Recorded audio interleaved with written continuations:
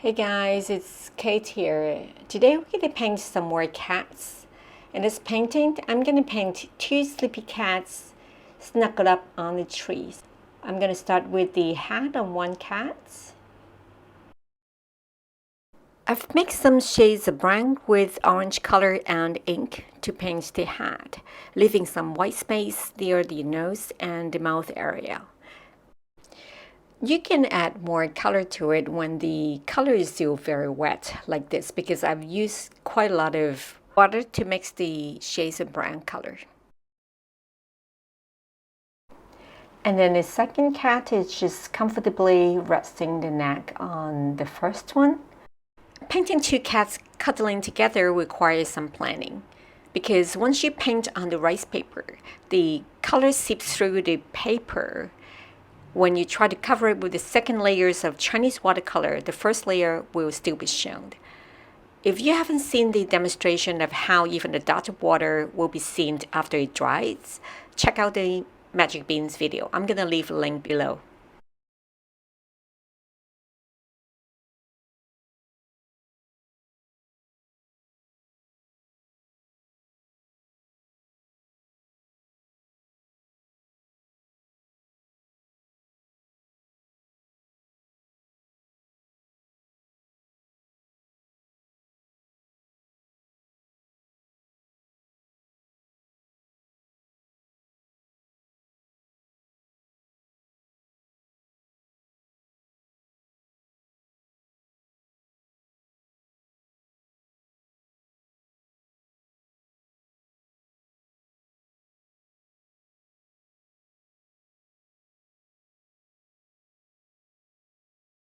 Now I'm adding some details. You have to do it while the paint is still wet, so that the color will blend well. Also, I'm using very little color and ink to paint very lightly. This is one thing that you have to experience yourself. Just paint and practice until you get the hang of it. Now I'm using just ink to paint the fine lines or patterns onto the cats. I've never learned how to paint cats, so this is my way and my improvised way of painting cats. So if you think that this is not a good way or you find a better way, just go for it. And there was no rule to me, because as long as you can paint well, and that's good. I've never seen anyone or any artist demonstrating how to paint cats. And honestly, there are a lot of artists just would not show and share how they paint certain subjects, even though they are a master and they are very good at that. And no one really share with you any of the techniques. So if you have a chance, I would still recommend a physical class with a good teacher, so that you can observe and experience and learn faster.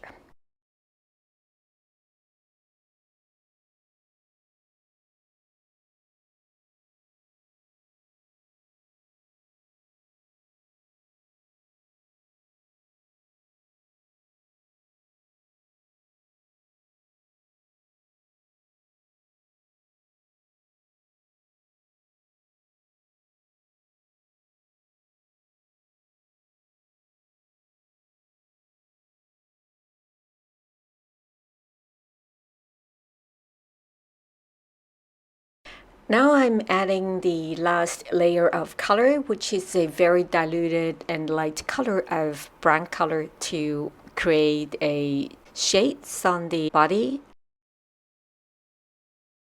It may be a bit dry at this stage, but we'll see. Now I'm using a large brush to paint a big chunk of branches for the cats to rest on.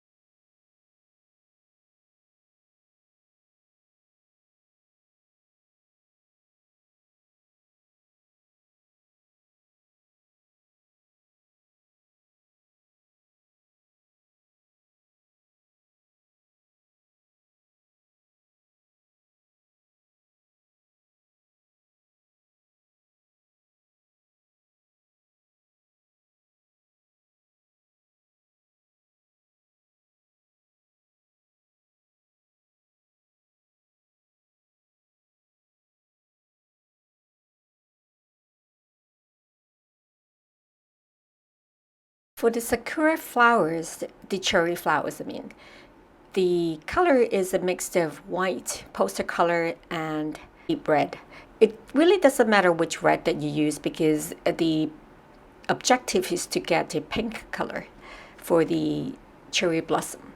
And the flowers are very small, so you don't really have to paint every single one of them. I don't. And then I will just paint a few that you can tell that it is a flower, and the rest are just dots to imply that there are a lot of them during the cherry blossoms. I like color variation and gradients, so every time when I take new color, I will mix it. The shades of red is slightly different so that when I add to the painting, then there will be some variations of color. Some are a bit darker and some are lighter so that it doesn't look very flat.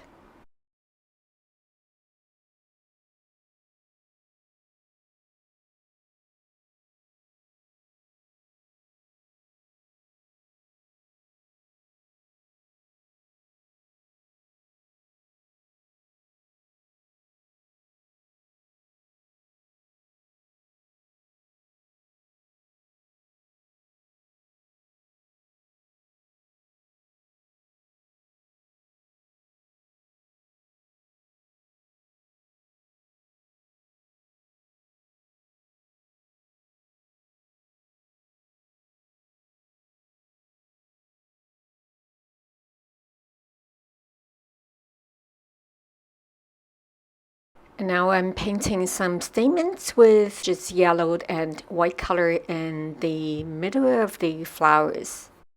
They're not that obvious.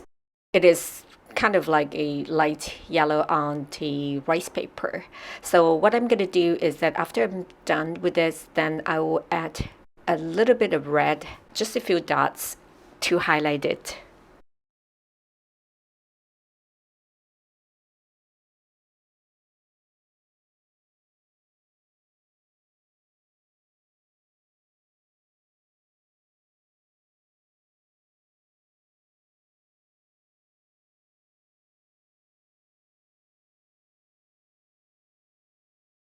And a final touch of some splasher with light pink. Thank you very much for watching. I hope you like this video. Please subscribe and hit the bell notification button if you want to see more updates. I'll see you next time.